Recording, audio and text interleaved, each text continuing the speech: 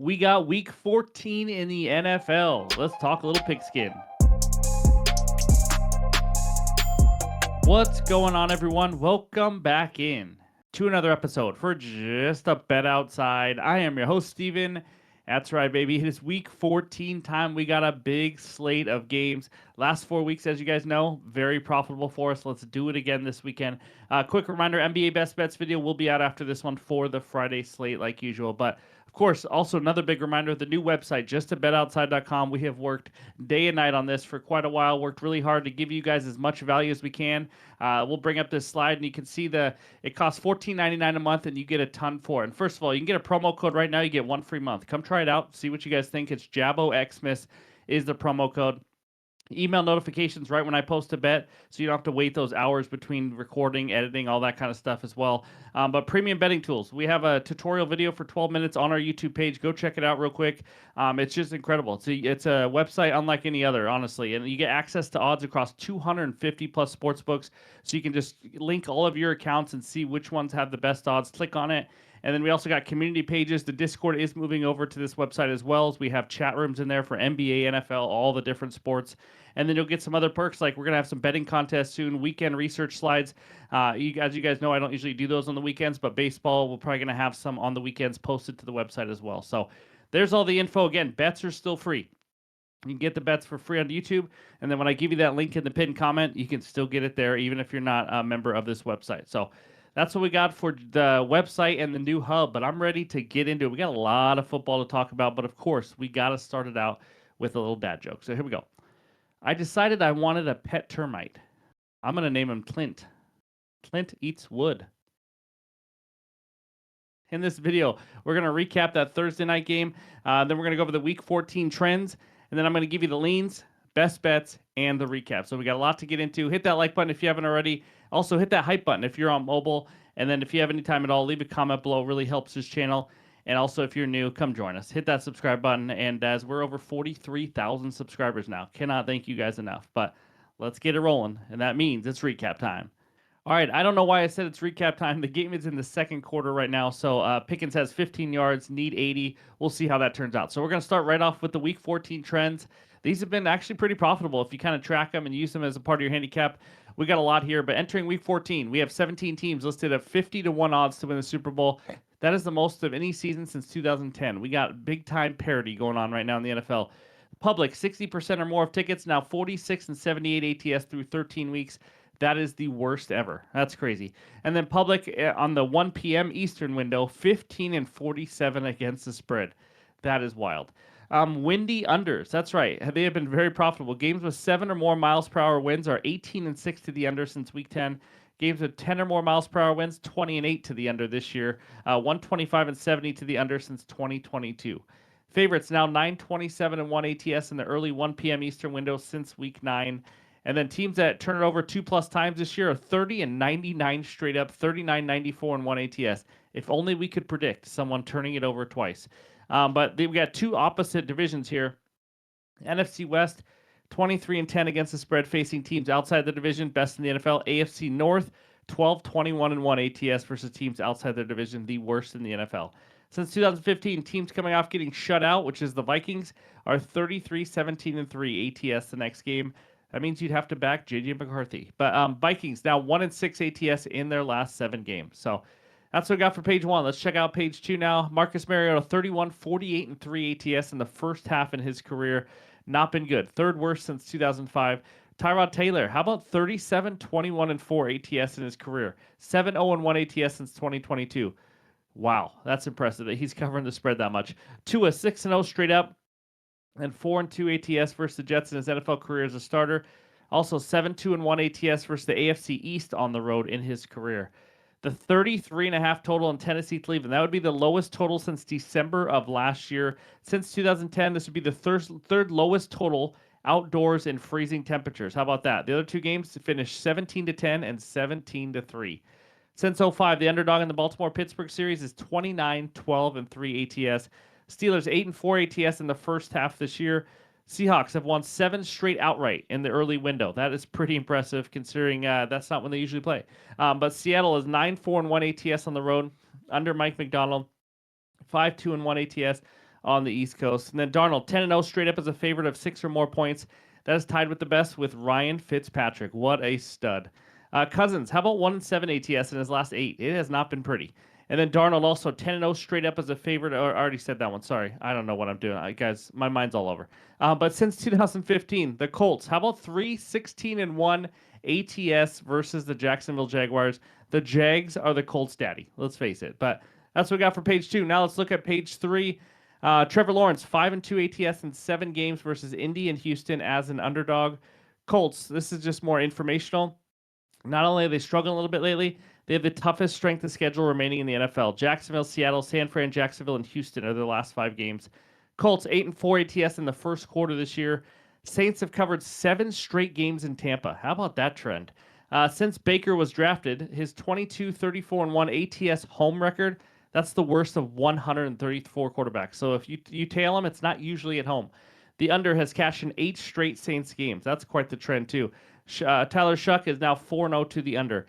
Saints in the first quarter, you guys know we did in a trends parlay on the last week of the week before. 1-11 ATS in the first quarter this year. 0-11-1 on the first quarter money line.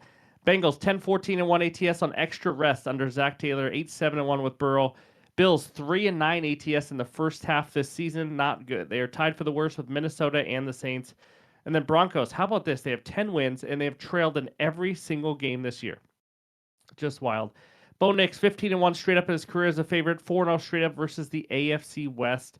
Raiders are horrendous. No, Raiders are 9-3 to their team total under this year, worst in the NFL. In December, Matt LaFleur comes alive. He is 20-4 straight up, 13-10-1 ATS. And then when he's on 10-plus days rest in December, 10-1 straight up. Bears, how about this? 9-3 to their team total over. How many times have we not said that in the last decade? But they're second behind the Dallas Cowboys. Now, we got one last page. It's a lot of info, I know. Sean McVay, 26-11 straight up, 25-11-1 ATS in the month of December. Another coach that knows how to coach when it's the end of the season. But he's also 12-4-1 ATS versus the Cardinals. How about that? Most profitable opponent against the spread. And speaking of those Cardinals, 18-6 against the spread in the first and third quarters, 11-13 ATS in the second and fourth quarters. Chiefs have beaten the Texans 5 straight games now, going 3-2 ATS. And then since November 1st of last year, Mahomes is 9-15 ATS in 24 starts, including the playoffs. That is the least profitable ATS record. How about that? D'Amico Ryans and Houston, they are 11-5 ATS the next game after facing an AFC South team. Those are some wild stats, but that's what we got for all the Week 14 trends. Now, let's talk some leans. All right, I got 3 leans before we get to those best bets where I have a couple one-unit plays. But the first one, Titans team total under 14.5. Listen, this one's going to be sweaty from the beginning. That's for sure. This Titans offense, though, is so awful. They are under this low line in 7 of 12 games, averaging 14.17 points per game. They have to hit their average pretty much to against a Browns defense to cover. Actually, you have to go a little bit over. But Titans passing game has just been bad. You guys know I tailed Cam Ward last week. That will never happen again. They also may be without their starting center. Obviously, Ridley's been out for a while. It hasn't helped. They just have no rhythm on offense whatsoever. Feels like they're going backwards every possession. But Titans on the road this year, averaging just 11.6 points per game. And now they're facing Cleveland in Cleveland. As we've talked about a lot, at home, this Browns defense allowing just 16.4 points per game, held a similarly bad offense in Vegas to 10 points. The key here is this Cleveland offense not making big mistakes. You can't afford a bad turnover, a pick six, a fumble return, special teams touchdown, anything like that. You don't have a lot of margin for error when it's a team total under 14.5, but I still lean that way, fading the Titans offense. Second one, Bears plus 6.5. This is a tricky one. It's going to be an interesting game. We now apparently live in a world where the Bears are the number 1 seed in the NFC heading to Week 14. Yes, pigs are also flying. It's absolutely crazy, but it hasn't always been pretty, but you got to give them credit. They're finding ways to win. The defense has improved. Nobody's really talking about it much, and they just find ways to win and score when they need to on offense, and they've been running the ball a lot better lately. If you saw them out against the Eagles on Monday night, or Friday night, I think it was, but Monangai and Swift both just ran up and down the field on them. So if they're going to run the ball like that, this is a pretty dangerous team, even if you're not a big fan of Williams or anything like that. But I just like the way they're playing. It's a divisional game. 6.5 is a lot of points. I do think the Packers offense is playing a little bit better. Christian Watson healthy. All these guys healthy now. So you never know, but I just think they keep it close in a tight, NFC North battle. So I like the Bears plus 6.5. The next one. Texans plus 3.5. This is a Sunday night football game. This is a good one. But it's all about the Texans defense for me. I mean, are these teams that different right now? The Chiefs have lost 3 of their last 4. Texans are coming in off on a 4-game winning streak. Also, by the way, have the number 1 defense in the NFL. Chiefs are going to struggle to get in this game. Last time they faced an elite defense was Denver. They scored 19 points. Not to mention this Chiefs O-line is hobbled right now. They haven't played that good this year already, and now they got some injuries to deal with. That's not going to be good against this Texans defense that has the 8th most sacks in the NFL. Offense for Texans, obviously not great. They've been a little bit better lately. They've taken care of the ball, playing defense. It's kind of their what they do. But this is a huge game for both teams, and this has a feel of a tight 3-point win one way or the other. So getting 3.5 is pretty tempting. So I lean the Texans plus 3.5. So that's what I got for my 3 leans. Now it's time for the best bets. All right, this first one takes us out to the land of the tiny beverages where the Minnesota Vikings host the Washington Commanders. Vikings minus 1.5, total is 42.5. I got a half unit play. I almost made this another 1 unit play also, but I'm going to go half unit here. Over 42.5 minus 108 on DraftKings is my bet. I don't understand this. We're playing indoors, 2 struggling defenses, and you get a 42.5. Sign me up. Commanders, Mariota in this offense has actually been pretty decent last 2 weeks. Put up 419 on the elite Broncos defense, 379 on Miami's improved defense. 2 turnovers hurt there on their scoring. But he also has 94 rush yards the last 2 games. Offense is healthy for this game. Debo, Ertz, McLaurin, all good to go. And then Mariota is also a guy who's been surprisingly solid versus the blitz. You saw it last week against Denver. Now he faces the highest blitz rate team in the NFL. Vikings. The defense blitzes, by the way, if you want to know, at a 43.8% clip. Next closest is the Falcons at 35.8. So he's going to see a blitz in almost 1 of every 2 plays. But Vikings defense struggling versus the run. Gave up 108 yards to the Seattle 2 running backs. And we don't, they don't have a great running game. Giving up around 4 yards per carry to running backs this season. Teams that just kind of wear them out. They run a lot on Minnesota, but this isn't a team that forces turnovers either. Only a 7.5% turnover rate, although a pick 6 would obviously help here. But Vikings offense, this is the worry on the over. Whenever you look at the Vikings playing and you pick an over, that means you need some points out of this offense, and that would be J.J. McCarthy under center of this game. But they've been awful the last couple weeks. But let's just pump the brakes just for a second. And I'm not going to defend them, say they're good. They were on the road against Green Bay and Seattle. I mean, can you get tougher matchups really in the NFL other than maybe Houston? I think it's a good bounce back spot here. And Commanders defense is struggling, getting up to 6 most yards per rush attempt. You pair that with the 6th lowest pressure rate. I mean, life is going to be a little bit easier on JJ in this Vikings offense, especially if they get the ground game going, which is what most teams do versus this Commanders run defense. So total just feels a little low for me. I think both offenses can have some success. All I need is a 24-20 game and we cash. So give me the over 42.5 as my first best bet. All right, the second one takes us out to Jacksonville, Florida, where the Jags host the Indianapolis Colts. Colts minus 1.5. Total is 47.5. Before I get to this, I don't know if I mentioned, but after these 3 bets, I also do have a trends parlay, almost plus 400. So we'll talk about that in just a little bit. But the Colts team total under 24.5, 1 unit play for me here. That's right, under minus 118 on DraftKings. I know it's a scary bet. We're fading the Colts offense here. They were the number 1 offense in the NFL for quite a while, but that has not looked the same lately. The last 4 games in regulation, they've scored 20, 25, 20, and 16. Jonathan Taylor, the running back, has had 1 good game on the ground in the last 4 games. That was with 32 carries against the Falcons, who can't stop the run to save their life. In the other 3 games recently, he's averaged 3.2, 3.6, and 4 yards per carry. Again, nothing like what he was doing earlier on in the season, and it's not a coincidence. When he's not running the ball well, the offense has struggled. They were making big, explosive plays down the field in the running game, passing game. It's just not the case anymore. On top of that, Daniel Jones obviously playing through, I think it's a broken fibula. He's struggled more lately also, so they don't want to put too much on his play. But now he faces the Jags defense. I talked about it last week. I'll say it again. This defense is actually really good, especially at home. And actually, they've looked really good just anywhere lately. But at home this season, they have allowed the 3rd fewest points per game at 14.8. I mean, that's impressive. They've had home games where they held the Chargers to 6 and the Seahawks to 20. So that's pretty good there. And then last 3 games overall, held the Titans to 3. I get it, Titans. Held the Cardinals to 24, and that was also thanks to 4 turnovers. I mean, there's no way the Cardinals should have 24 in that game. And then they held the Chargers to 6, like we talked about. They absolutely dominated LA on that one.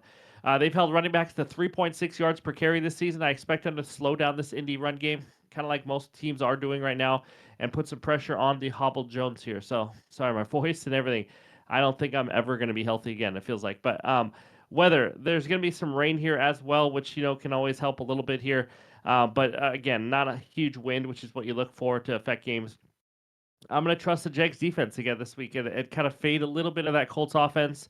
And 24 is a pretty high number. You pretty much got to score 27 to go over this with the key numbers. But give me the Colts team total under 24.5 as my second best bet. All right, this third bet is a money line parlay. Have not done many of these this year, but I like it. Give me the Seahawks and the Ravens on the money line, minus 122 on FanDuel. This is a one-unit play. Let's talk my Hawks here. This is the best team in the NFL in the last 2 seasons on the road. Like you saw earlier, Hawks have won 7 straight outright also in the early window, 12-2 straight up on the road the last 2 seasons, which is just crazy when you think about it. But Darnold 10-0 straight up in his career as a favorite of 6 or more points. All the trends help here. That's not the only reason we're taking it, obviously. They are a 7-point favorite. I'm just asking them to win the game. One of the most complete teams in the NFL. They're top 7 in the NFL for total yards allowed on defense, rushing yards per game defense, points per game only allowing 18.1. They're the third best third down defense, only 34.5% conversion rate. Able to generate a lot of pressure without blitzing. It reminds me of those Legion of Boom days. This front four is deep, and they are really good right now. Offense really balanced. Darnold has had a great season. Obviously, he's had that one terrible game. I think JSN is going to be a tough matchup here for them. Falcons is a team that's just spiraling. I mean, they lost 4 of the last 5, coming off a loss to the Jets. That's hard to do. They now have an old Kirk Cousins. That's right. He is a sitting duck for this pass rush, and it looks like he's going to have to do it again without his number one weapon, Drake London. I just don't see how Atlanta keeps up with this team or any team that's a top 5, top 10 an NFL team right now. Give me the Hawks on the money line as my first leg. Second leg, Ravens money line. They look bad on Thanksgiving, but that game would have probably been different when Isaiah Likely, if he didn't fumble the ball and make it a touchback. It went from a touchdown to a touchback. Those are always killer plays. Burrow was just back that game as well, but no excuse. They still got to play better. Now on extra rest, facing a team that looks pretty bad in Pittsburgh, to be honest with you. Steelers in the last 4 games, Rodgers has 3 total touchdowns. I mean, this has to be his last season, right? Warren has struggled running the ball last couple games. DK Metcalf has not had a lot of impact on this team. Let's face it. And some of that's Aaron Rodgers because he's not the same quarterback. But in 12 games, he only has 605 receiving yards. Steelers defense, big time hobbled here. Players that are questionable to play, and they're really questionable. Linebacker Patrick Queen, cornerbacks Pierre and Porter, 2 starters. Safety Kyle Duggar, DN Derek Harmon. I mean, some good players that may not even suit up in this game. Ravens coming in pretty healthy in this one. I think they bounce back here, especially after that ugly loss. Derrick Henry, I think, should have a good game. Steelers have a really bad run defense. I think he can get after it here. Lamar has not quite looked the same, but life should be made a little easier with Henry on the ground in this run game. So with extra rest, I'm going to count on Harbaugh and Lamar to take over and get a home win here. They are 5.5-point favorites about. I just need them to win the game. I mean, we're talking a Steelers team that's won 2 times in the last 7 games. So give me the Seahawks and the Ravens on the money line. That is my third and final best bet. But now it's time for the Trends Parlay. All right, here we go. We got a Trends Parlay for plus 388. This is a quarter unit for me. We're going to have some fun on a 3-legger. Under 41.5, Saints Bucks. Rams minus 6.5. Yes, I alt that one. Raiders team total under 17.5. I also alted that one. So let's talk about it. First one, under 41.5, Saints Bucks. The trend we are following here, the under is cashed in 8 straight Saints games. That's simple as that. Analysis, both offenses are struggling right now. Bucks have scored 27 total points in the last 2 weeks. Just no juice on this offense right now. Saints' last 3 games have had totals of 24, 34, 38. Offense, we know. Tyler Shuck in this offense, not good. These teams played on October 26th to 23-3 game. I see another under coming. Second one, Rams minus 6.5. Now, this line is 8.5. I messed with it and took it down to 6.5 just for the parlay. But the trends here, McVay 25-11-1 ATS in December. How about McVay also 12-4-1 ATS versus the Cardinals? So Rams dominate the Cardinals. They're also coming off a brutal loss in Carolina. I expect them to bounce back here in a big way. Cardinals still fighting right now. They really are. They lost 2 close games back-to-back after getting shelled by the 49ers. Marvin Harrison looks like he is still questionable play. Their number, I think, 3 wide receiver Dortch is questionable. Rams should be able to do whatever they want offensively, to be honest with you, with or without Kyron Williams. Blake Corum has also ran the ball well. I like the Rams to take care of business here. Under 7, that's a key number, obviously. So give me the Rams minus 6.5. And the third leg, Raiders team total under 17.5. Now, this line is 15.5. I took it over the key number of 17 and took the under. This offense blows. I mean, my goodness. They are averaging 14.9 points per game this year. They scored 7 points versus the Broncos on November 6th. The O-line is a real problem for them. They can't do anything for Ashton Genty in this running game. They don't protect well for Geno, who also happens to suck. Now they face the Broncos defense. Congratulations. Broncos, most sacks in the NFL. They should absolutely feast on Geno here. Denver, also the fourth highest pressure rate in the NFL. Not a good matchup for this Raiders offense and the O-line. Raiders have gone under 17.5 points in 7 of 12 games, under in 4 straight games now. They're actually averaging under 12 points per game in the last 4. I like the Raiders team total under 17.5. So that's what we got for the trends parlay. My 3 best bets, the leans, the trends, everything you need for week 14. Before we get out of here, let's check out that recap. All right, there it is. My 3 best bets and a trends parlay. Over 42.5. Commanders, Vikings, minus 108 for a half unit. Colts, team total under 24.5 for 1 unit. Seahawks, Ravens, money line parlay for a unit. And then the trends parlay, plus 388 for a quarter unit for me. Under 41.5. Bucks, Saints, Rams, minus 6.5. Raiders, team total under 17.5. That's what we got. Again, if you're looking for NFL player props and anytime touchdowns, that video will be out Friday like usual. Let's have another great week in the NFL. But thank you guys for watching. As always, I really appreciate the support every single week during the NFL season. But hope you have a good one. We'll talk to you soon.